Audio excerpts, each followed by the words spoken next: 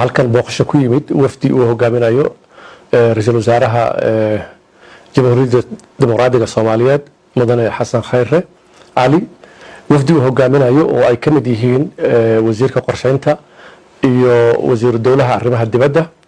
iyo qaybo kale wafdiga ka tirsan galabtaan ku soo dhaweynay Addis Ababa waxayna halkan u yimaadeen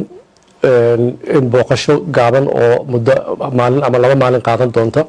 ay ku joogi doonaan wadankan Itoobiya oo uu ku marti qaaday ra'iisul wasaaraha dalkan mudane Abiy Ahmed muhiimadda ugu weyn oo muxuu ahaa wafdiga prime ministerka halkan u yimidna waxay tahay in isu soo dhawaanshaha labada wadan iyo wax wada qabsiga had noqoto dhanka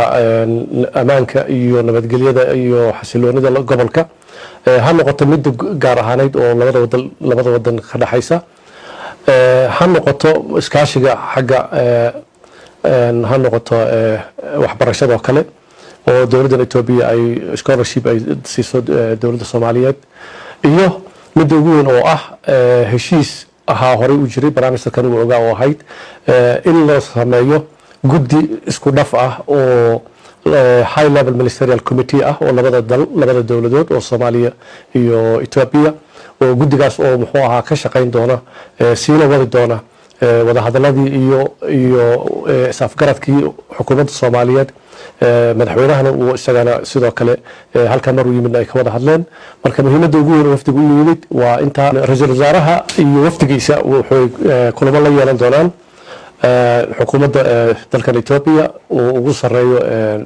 prime ministerkooda Abiy Ahmed waxa kale ay la kulmi doonaan African Union commissionka Musa Faki way la kulmi doonaan